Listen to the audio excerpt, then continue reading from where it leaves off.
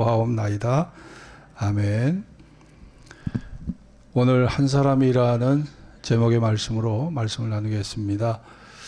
우리 인류 역사를 보면 그 한 사람의 영향이 어떤 경우에는 사람들에게 행복과 평화와 번영을 심지만 때로는 반대로 한 사람의 잘못된 영향이 파괴와 전쟁과 엄청난 인명의 살상을 가져오는 이런 일들이 많았습니다. 스탈린과 그 다음에 폴포트와 같은 캄보디아 내전을 일으킨 폴포트, 6.25 동란을 일으킨 김일성, 또 지금의 푸틴, 자, 이런 사람들은 인류에게 정말 파괴를 가져오고 불행과 죽음을 가져와서 역사를 후퇴시키고 인류에게 큰 근심을 안긴 그런 지도자들이었습니다. 아주 악한 지도자들이죠. 그러나 아브라함 링컨, 미국의 16대 대통령 아브라함 링컨이나 또 슈바이처 박사나 테레사 수녀처럼 사람들에게 희망을 주고 자유를 심고 번영을 가져오고 사랑의 열매를 싹트게 하는 이런 위대한 지도자도 있었습니다. 지금 우크라이나에서 진행되고 있는 이 전쟁의 참상을 바라보면서 이것은 한 사람, 푸틴의 오판이 저지른 그런 큰 실수요 참상이라고 볼 수 있습니다. 민간인 수천 수만 명이 죽음을 당하고 있습니다. 그리고 도시는 다 폐허로 변해버려요. 다 폐허로 변해버리고 수없는 피난 행렬이 이어지고 있어요. 이미 300만 명이 국경을 넘었다고 합니다. 그리고 그 숫자는 앞으로 600만, 1000만 명이 넘는 사람이 고향 땅, 자기의 터전을 잃어버리고 외국에 가서 정말 밑바닥 생활을 해야 하는 그런 처지에 놓이게 됐어요. 그 한 사람 푸틴 때문에. 그리고 21세기 유럽 한복판에서 유혈극이 벌어지는 이 엄청난 참상이 이어지고 있고 러시아 군인들도 이미 7,000명이 사망을 했다고 전해지고 있습니다. 이것이 한 사람 푸틴의 오판, 그의 잘못된 생각과 잘못된 판단에서 비롯된 결과물입니다. 이런 상황에서 미국 중심의 서방 세계는 다양한 경제 제재로 러시아를 옥죄고 있습니다. 이미 러시아인의 생활 속에 자리 잡은 맥도날드 그리고 이케아와 같은 글로벌 기업들이 철수하면서 러시아 시민들조차도 30년 후로 돌아가는 그런 어려움을 겪고 있습니다. 푸틴 한 사람의 잘못된 생각이 그동안 러시아가 역사 속에 인류 역사에 주었던 선한 영향력, 거기에는 차이콥스키 또 수없는 작곡가들이 있어요. 톨스토이와 같은 수없는 문학가가 있습니다. 여러분, 이 위대한 작곡과 위대한 예술가, 자, 그래서 국가의 이미지를 아름답게 세워놨지만 푸틴 한 사람의 오판과 잘못된 결정이 이 러시아의 국가적 이미지를 아주 땅으로 추락시켜버리고 러시아를 세계 국민들, 세계인의 마음속에 불량 국가로 심어버려고 말한 거예요. 불량 국가가 되게 한 거예요. 이 한 사람의 오판이. 그러니 여러분, 이 한 사람이 얼마나 중요한가. 이 지도자 한 사람의 잘못된 판단이 이렇게 큰 파국과 이렇게 큰 엄청난 결과를 가져온다는 겁니다. 미국의 16대 대통령 아브라함 링컨은 켄터키주 호젠빌에서 출생했어요. 가난한 농부의 아들로 태어나서 아버지가 일찍 돌아가시고 어머니조차 이른 나이에 돌아가셨습니다. 어려서부터 막노동을 하면서 학교 교육을 거의 받지 않았어요. 초등학교조차 졸업하지 못했어요. 무학입니다, 무학. 그러나 독학을 해서 1837년 변호사가 돼서 스프링필드에서 개업을 했고 1834년부터 1841년 일리노이 주의회 의원으로 그렇게 활동을 했습니다. 그 당시 미국의 문제는 멕시코와의 전쟁이었어요. 그리고 노예 해방의 문제였습니다. 아프리카 노예들이 이미 미국에 진출해서 이미 모든 노예들이 그 집에 일원이 돼서 모든 막노동이나 모든 그런 허드렛 일을 다 도맡아 했던 거예요. 백인들이 정말 온갖 허드렛 일은 다 흑인들에게 맡기고 그들을 아예 노예로 그렇게 전락을 시켜버린 거죠. 링컨은 이 정부가 반은 노예, 반은 자유의 상태에서 영구히 지속될 수 없다고 나는 믿는다. 그런 말을 했습니다. 그는 선거, 여러 가지 선거 결과에 패하는 일도 많았습니다. 그러나 그의 명성이 알려지면서 1860년 대통령 선거정에서 공화당의 바로 후보가 되었어요. 1861년 3월 4일 대통령에 취임하자 링컨은 나의 최고의 목표는 연방을 유지하여 이를 구제하는 것이지 노예 제도는 아니다. 이렇게 연설을 했습니다. 그러나 1861년 4월 썸터 요새에서 남군 공격으로 마침내 동족 상잔의 남북 전쟁이 일어나게 된 겁니다. 전쟁 중에 그는 의회에 대하여 대통령의 권한을 강화하고 독재적 권한을 행사하여 인신보호령 정지를 하고 언론 집회 자유의 제한을 강행해서 반대당으로부터 비난을 받기도 했습니다.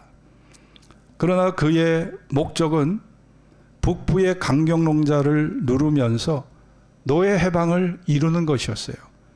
1863년 11월 게티즈버그 국립묘지 설립 기념식 연설에서 그 유명한 연설을 합니다. 국민을 위한 국민의 정부는 지상에서 영원히 사라지지 않을 것이다.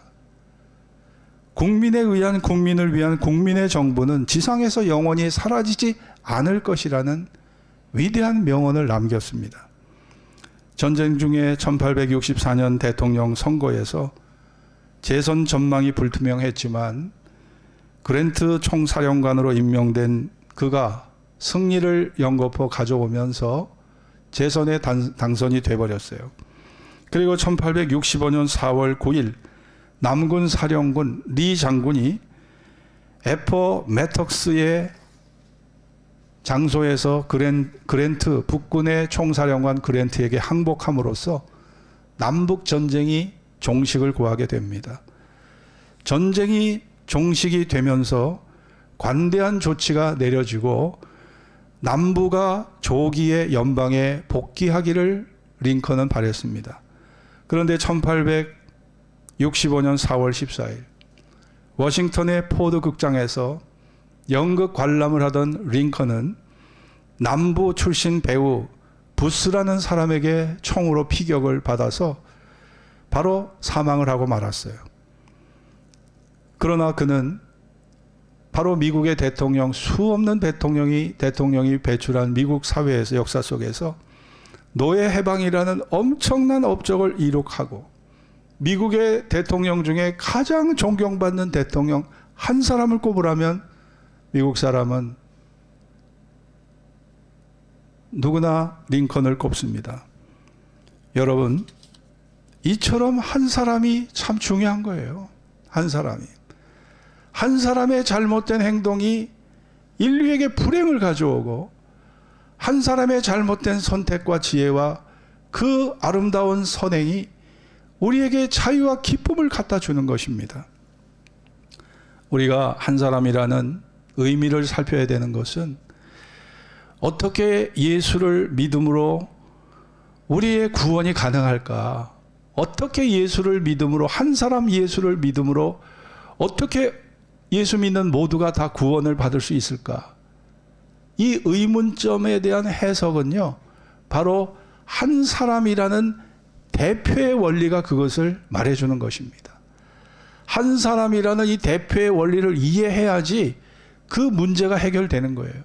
아니, 한 사람 예수님이 돌아가셨는데 그 한 사람의 희생이 과거와 현재와 미래 수백, 수천, 수억의 사람을 어떻게 살릴 수 있는가 하는 문제인 것이죠. 여러분, 그렇습니다. 아담 한 사람의 범죄가 온 인류에게 타락과 저주와 죽음과 심판을 가져왔습니다. 아담 한 사람이 죄 지은 게 선악과를 여러 번 1년 동안 따먹은 것도 아니에요. 단 한 번입니다. 단 한 번. 단 한 번은 따먹은 것밖에 없어요. 여러분 같으면 내 자식이 아빠가 말 안 듣는다고 한 번 실수했다고 그 자식을 호적에서 지워버릴 부모가 누가 있겠습니까?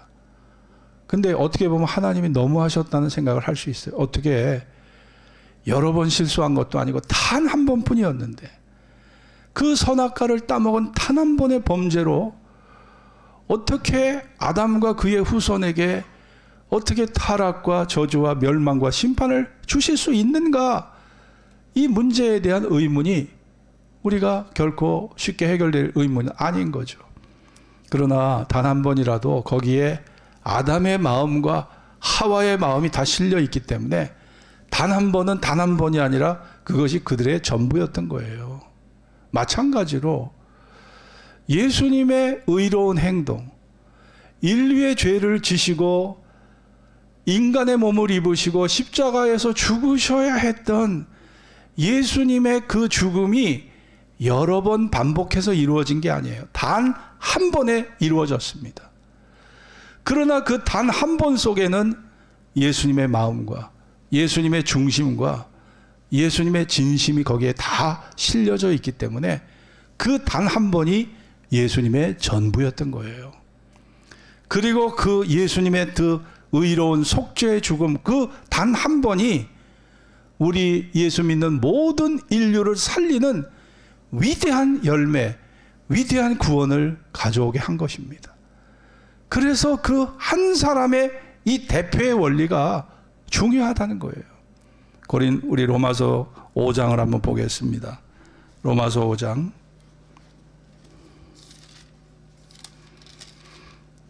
자, 로마서 5장 12절부터 21절까지 한번 같이 교독을 하겠습니다. 12절부터 21절, 여기에 대표의 원리가 쓰여져 있기 때문에 말씀을 같이 교독을 합니다. 이러므로 한 사람으로 말미암아 죄가 세상에 들어오고 죄로 말미암아 사망이 왔나니 이와 같이 모든 사람이 죄를 지었으므로 사망이 모든 사람에게 이르렀느니라.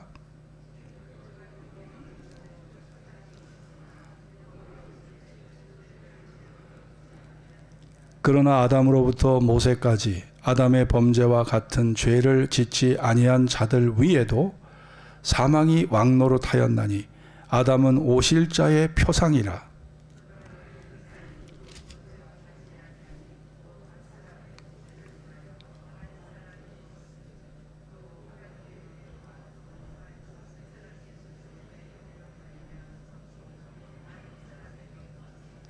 또 이 선물은 범죄한 한 사람으로 말미암은 것과 같지 아니하니 심판은 한 사람을 인하여 정죄에 이르렀으나 은사는 많은 범죄를 인하여 의롭다 하심의 이름이니라.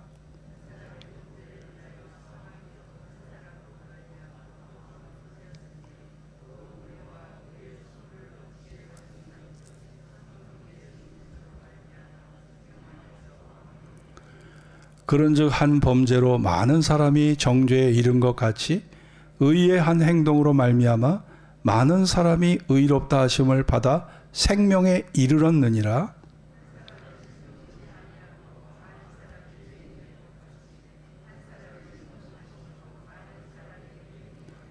율법이 가입한 곳은 범죄를 더하게 하려 함이라. 그러나 죄가 더한 곳에 은혜가 더욱 넘쳤나니.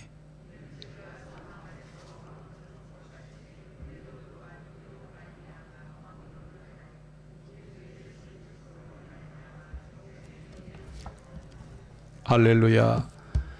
여러분, 아담의 죄가 왕노릇이라는 게 뭐예요? 왕노릇하였다는 것은 그 죄가 우리의 인생, 우리의 모든 운명을 다 지배하게 됐다는 거예요. 아담의 죄가 우리에게 고통을 가져왔어요. 타락을 가져왔어요. 죽음을 가져왔어요. 하나님 앞에 심판받아야 될 심판을 가져온 거예요. 아담의 죄가 우리에게 이런 형벌과 이런 엄청난 그런 불행을 가져오는, 아담의 죄가 우리를 지배해버렸어요. 완전히 우리를 구속해버렸어요. 우리를 갖다가 지배해버린 거예요. 마찬가지로 동일한 원리가 예수 믿는 사람들에게 그 동일한 원리가 적용된다는 것입니다. 내가 착한 일 한 거 없어요. 내가 구원받기 위해서 양심의 순결로 살아간 거 없습니다. 고상하고 아름답게 살지 못했어요. 그런데 어떻게 구원받냐? 그런데 어떻게 하나님의 자녀가 될 수 있느냐? 그것에 대한 해답이 바로 대표의 원리입니다. 예수님의 의로운 행위, 예수님의 희생적인 죽음, 예수님의 속죄의 죽음, 그 한 사람의 그 의로운 행위가 왕노릇했다는 거예요. 그것이 우리를 이제 지배하게 됐다는 거예요.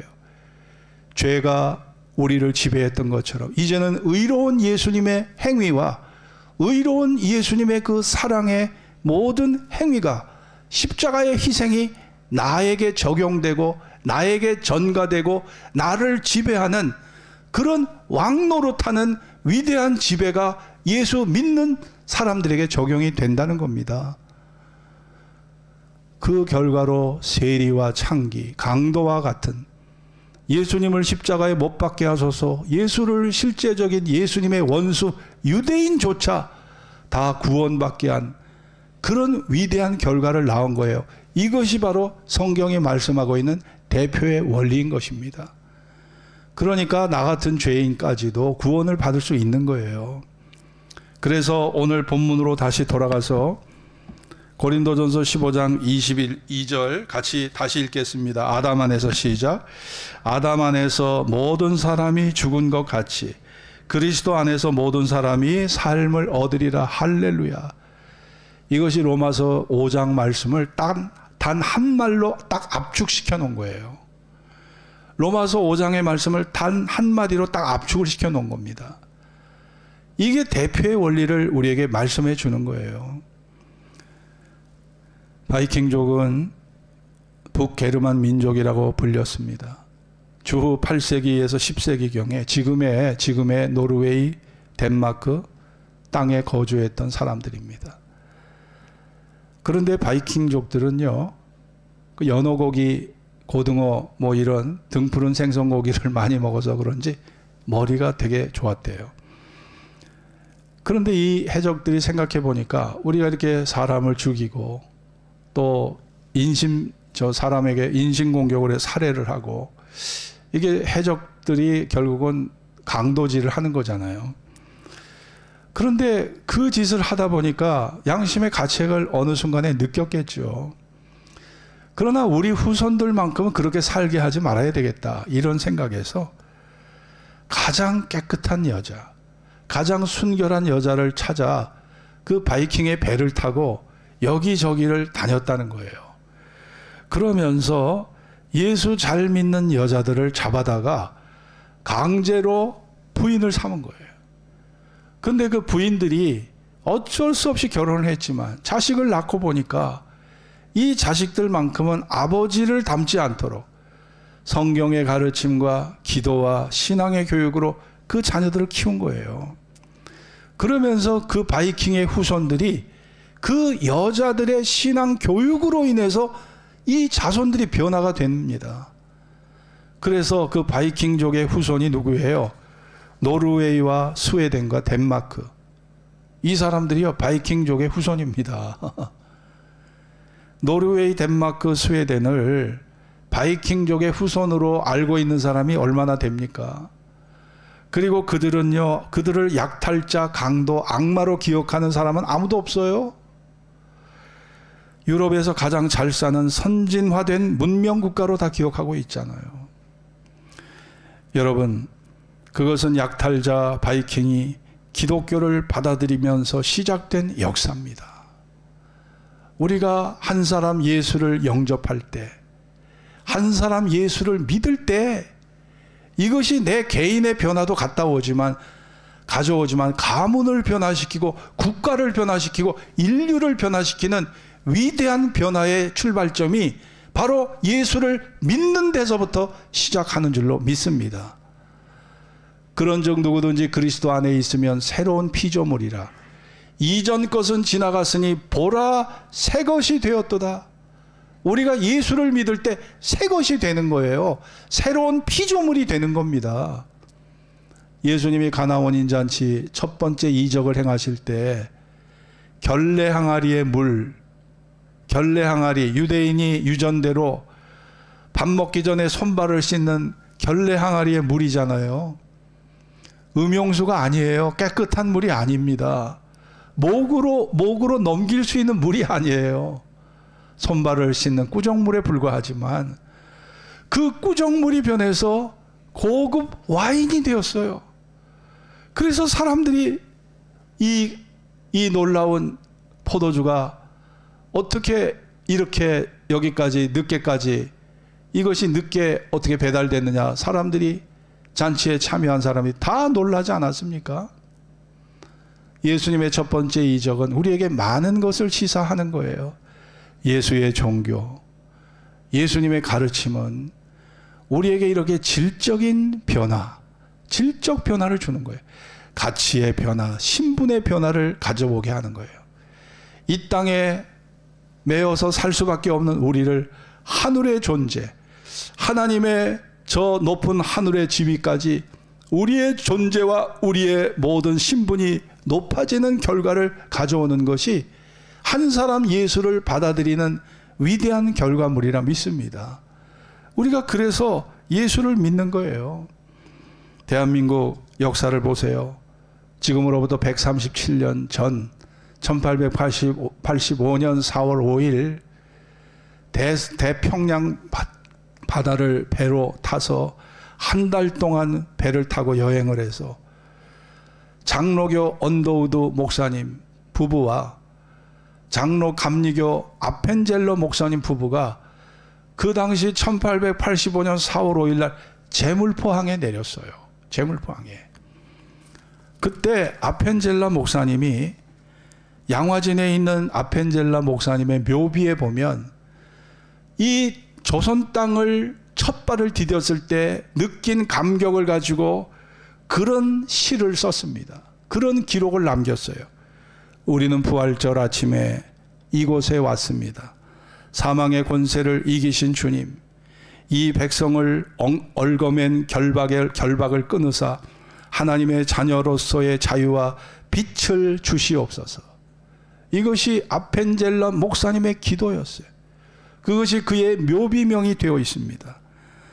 137년 전 목숨을 걸고 태평양 바다를 한 달 동안의 여행을 거쳐서 건너온 선교사를 통해서 이 땅이 변화되고 이 땅에 기독교 국가라고 할 만큼 1000만이 넘는 성도가 이 땅에 존재하고 있다는 것은 정말 위대한 변화가 아닐 수 없고, 한 사람 예수를 믿는 것이 우리 개인과 교회와 민족에게 얼마나 큰 영향력을 주었는가 우리 대한민국의 역사가 증명하고 있는 겁니다. 일제 36년의 강점기, 광복 이후 6.25 동란의 그런 3년 동안의 참상, 엄청난 전쟁, 모진 가난과 세계 어느 나라도 조선이라는 땅은 기억도 하지 못했던 그런 불모지에 불과한 그런 잃어버린, 기억 속에 잃어버린 존재였지만 지금은 선진국에 우리가 이미 들어가 있고 과거의 묵은 전통과 잘못된 많은 폐습들을 갖고 있었어요. 온갖 무속인들이 들끓고 병이 나거나 무슨 가정에 우환이 있으면 무당을 불러다가 구술했어요. 구술했습니다. 그리고 토종 비결과 주역과 관상을 보고 손금을 보고 명당 자리를 따지고 남존여비 양반 쌍놈의 계급의식, 노론소론 북론 남론 북론의 당파싸움, 농공상에 종사하는 사람을 천시 여기고 직업의 귀천을 따지고 이런 고루한 관습과 폐습을 가지고 있는 이런 나라, 우리가 물려받은 것은 가난과 질병과 약소국의 서름밖에 없었고 강대국의 짓밟히는 그런 비운의 역사를 우리가 살아왔던 거예요. 그러나 우리가 복음을 받아들이고 예수에게 우리의 영혼이 예수에게 접붙임이 되고 성경 진리의 접붙임이 됐을 때 그 고루한 과거에서 벗어나 놀랍게 대한민국이 성장하는 위대한 발전과 번영과 자유와 그런 영광을 가져다 준 것입니다. 이것이 복음이 준 결과물이라고 볼 수가 있는 거예요. 개인도 가문도 나라도 생명의 근원, 진리의 근원 예수를 믿을 때 이런 놀라운 변화가 우리에게 다가오게 되는 것입니다. 한 사람 예수 그리스도를 믿을 때 거기에 자유가 있습니다. 구원이 있습니다. 부활의 생명이 있습니다. 영광이 있는 거예요. 한 사람 아담은 우리에게 타락과 그리고 저주와 사망과 영원한 심판을 갖다 줬어요. 그러나 한 사람 예수, 한 사람 구원자 예수는 우리에게 구원과 자유와 은혜와 그리고 축복과 생명과 영생을 갖다 주셨던 거예요. 그래서 그 한 사람을 우리가 기억해야 합니다. 그 한 사람 예수로 인해서 우리가 받은 그 엄청난 영광과 엄청난 축복을 우리는 기억해야 합니다. 우리 예수 믿는 사람들은 예수님의 십자가의 사랑의 포로가 돼서 평생을 주님을 믿으면서 그 사랑의 포로가 되어 그분을 배우고 그분과 교제하고 그분을 예배하고 그분을 사랑하고 그분을 더 깊이 알아가는 것, 그것이 우리 인생의 목표가 됐어요. 과거에 예수를 몰랐을 때는 우리가 어느 누구도 예수를 제대로 부르지도 못하고 기억도 못하고 그렇게 섬길 생각조차 못했던 우리들이 아니었습니까? 그러나 예수님이 내 마음에 다가오셨을 때 우리의 삶은 예수 중심으로 변화되어 그 한 사람 예수가 오늘 우리에게 엄청난 변화와 엄청난 축복을 가져다 주었다는 이 사실을 우리가 기억하면서 우리가 더욱 주님을 사랑하고 아무리 세상이 혼란스럽고 어지럽고 우리의 미래가 불투명하다 할지라도 한 사람 그 예수 안에 참된 안식과 자유와 행복과 구원이 그 한 사람 예수를 통해서 우리에게 주어진다는 이 사실을 기억하며 주님을 더욱 사랑하고 주님을 더 깊이 섬기고 더 깊이 알아가는 은혜가 저와 여러분들에게 있어지기를 주의 이름으로 축원합니다. 기도하겠습니다. 오늘 주신 말씀을 기억하면서 푸틴 한 사람의 잘못된 판단과 잘못된 행동이 우리 인류에게 얼마나 큰 불행과 저주와 죽음의 참상을 갖다 주는지 보고 있습니다. 이 한 사람의 잘못된 사람의 결과물을 보고 있는 거예요. 여러분, 인류 역사상 한 사람의 아름다운 결단, 아브라함 링컨은 노예 해방을 했습니다. 슈바이처는 우리에게 사랑의 위대함을 보여줬어요. 테레사 수녀 역시 그랬습니다. 예수님은 바로 우리에게 이 땅에 인간의 몸을 입고 오셔서 바로 우리 죄에 빠진 죽음의 절망 속에 살아가는 우리에게 주님은 죄와 죽음을 이길 수 있는 위대한 구원을 갖다 주셨고 우리를 영원히 살려 부활의 생명에 이르게 하고 거룩하고 영광스러운 하나님 나라를 유산으로 물려받게 하는 위대한 결과를 우리에게 갖다 주셨습니다. 한 사람 예수님이 우리에게 행하신 이 위대한 일을 우리의 마음에 기억하면서 내가 예수 안에 살아간다는 것이 얼마나 위대하고 아름답고 축복된 것인가를 다시 한번 깊이 마음속에 감사할 수 있는 이 시간이 되길 바랍니다. 다 같이 기도하겠습니다. 할렐루야. 감사합니다.